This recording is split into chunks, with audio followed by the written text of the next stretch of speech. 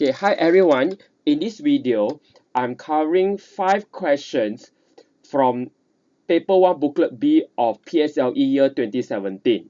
I believe that all the students should be able to score very well for the Paper 1.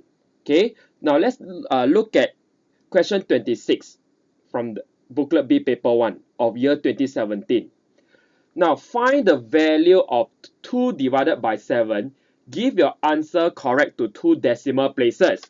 Okay, remember the key question is you need to find the value of 2 divided by 7. And you need to give your answer correct to 2 decimal places. Now how are you going to do that? Now it may seem very easy, but some students, when they do their working, they will show 7 divided by 2, which is not correct. Okay, 2 divided by 7 means you put 2 inside and 7 outside. Okay, and you need to calculate. Okay, and you need to perform long division.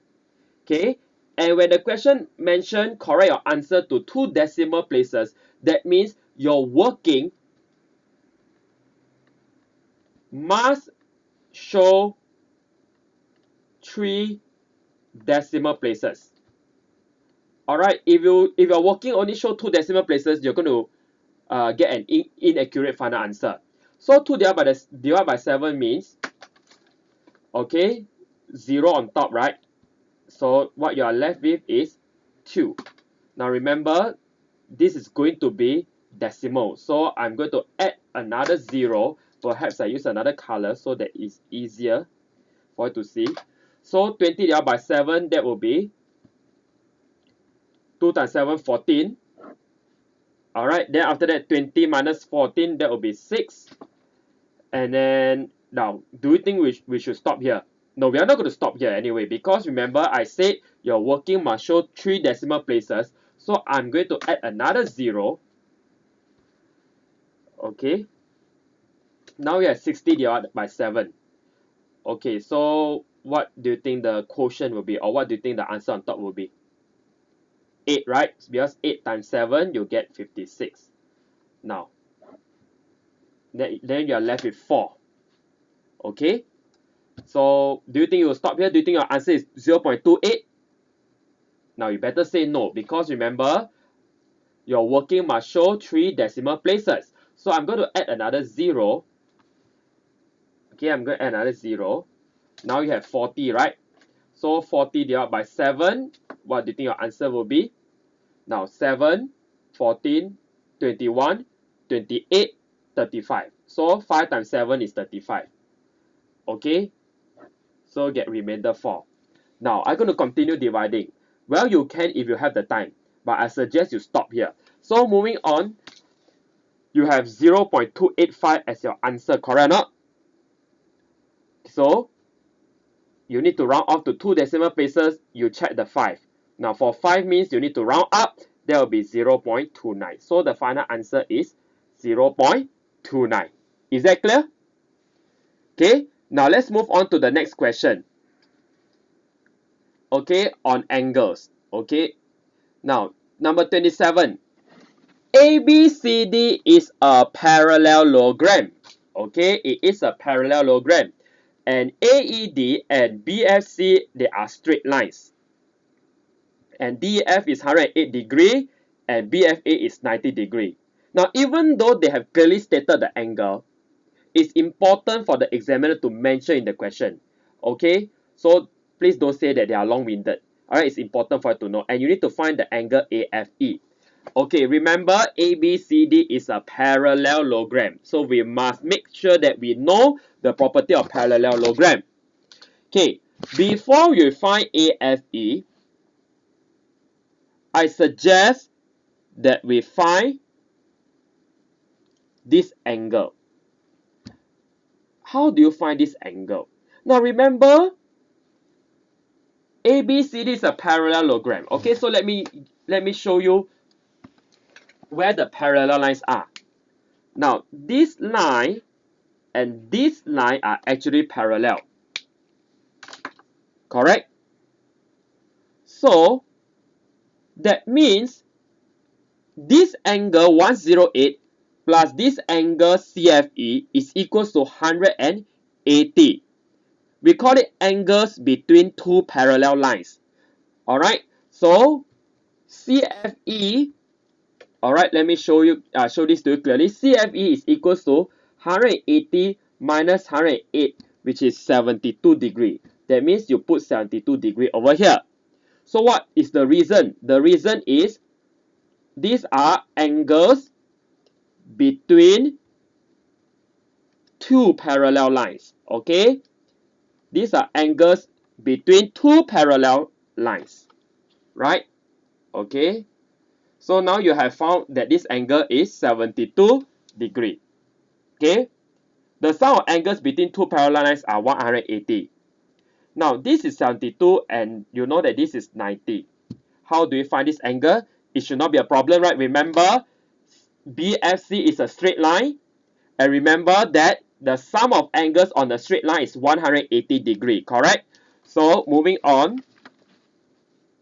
to find this missing angle, you will just take 180 minus 72 minus 90.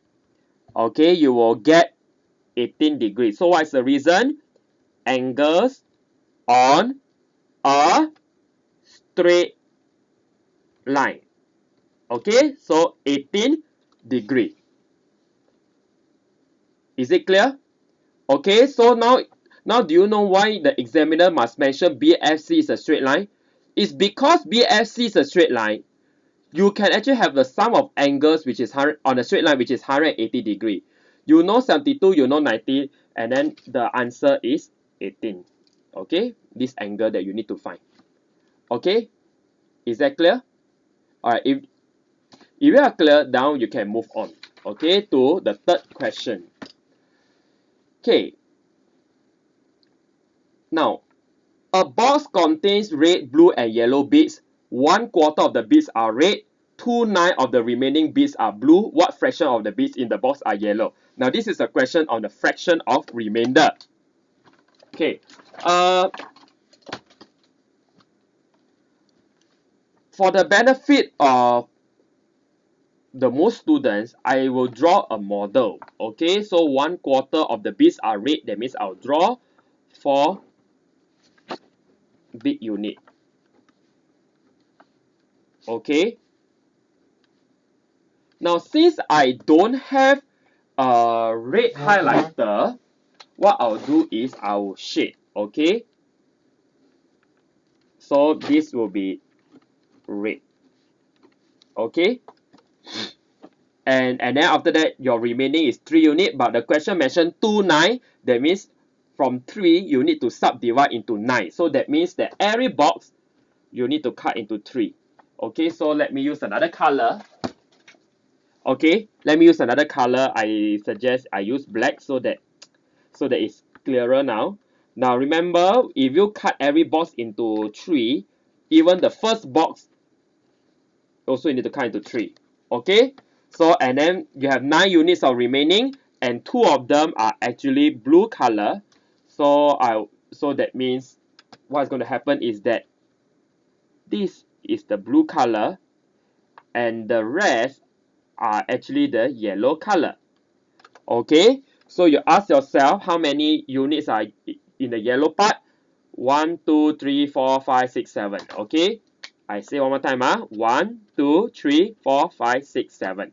So that means the yellow part you have 7 units, and your total is how many units?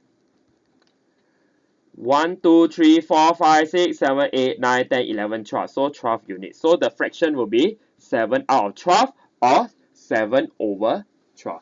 Easy? Right, quite easy, right? Okay, so with a model, everything becomes very clear over here. Okay? Alright, now let's move on to the next question. Now this question may not be easy for some of you, especially for those of you who do not understand the question. Now, 2 numbers add up to 415. I really don't know what the 2 numbers are, but they mentioned that 2 numbers add up to 415. if one of them is a 2-digit number, now you know that one of the number is a 2-digit number and the other is a 3-digit number. So what is the smallest possible difference between the two numbers? Okay, now if you want to have the smallest possible difference, that means, now certainly you are going to take the bigger number minus a smaller number. If you want to have a small answer, the smallest answer, this one has to be as big as possible. Okay, I say one more time. The 2-digit numbers must be as big as possible. Okay, it has to be as big as possible. And then for the 3-digit one, it has to be as small as possible.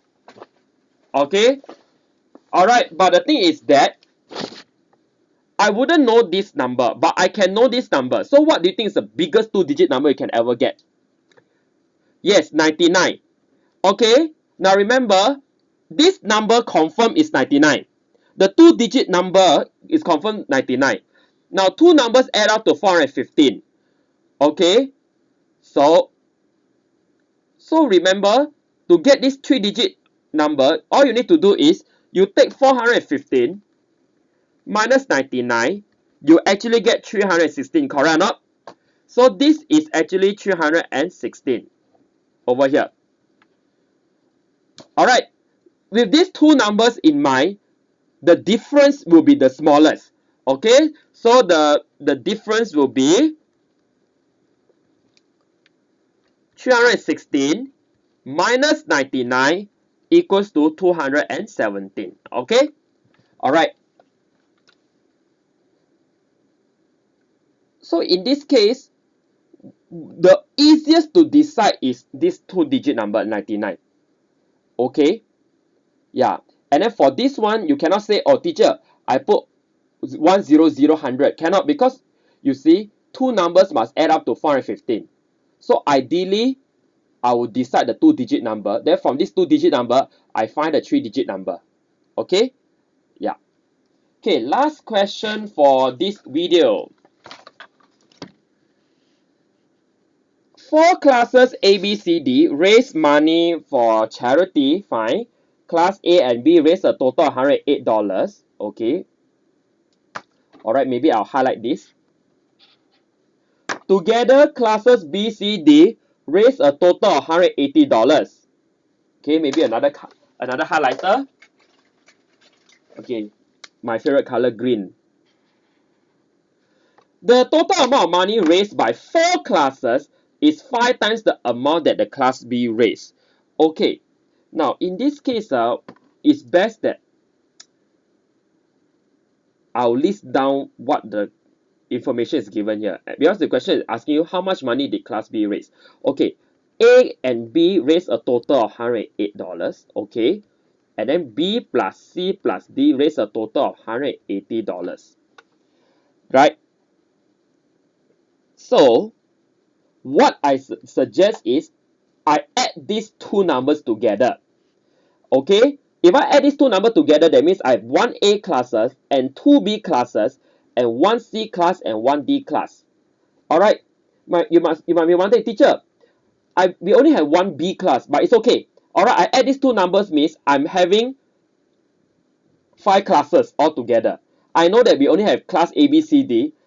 Okay, but in order to solve this problem, we need to assume that we have 5 classes. 1 A class, 2 B classes, 1 C and 1 D. Okay, so, and remember, they mentioned that class B, now I'm going to, based on this information here, I'm going to draw model. They said the total amount of money raised by all 4 classes is 5 times the amount that class B raised. So that means this is the B class, and then A, B, C, D is actually 5 times.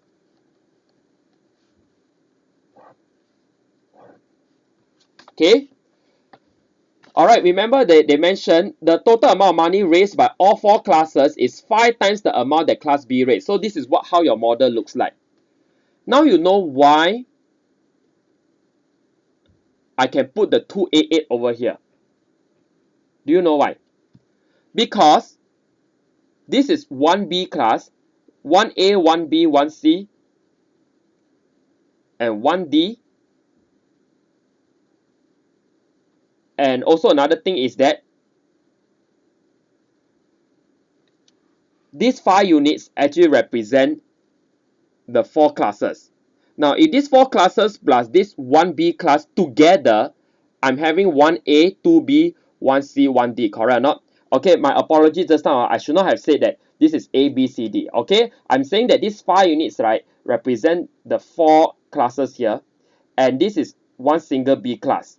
Okay, when I put this together, isn't it 1A and 2B, 1C, 1D? Correct, right? So that's why this 2A is very important. Okay, now how many units equals to 288? Alright, it's clearly 6 unit equals to 288.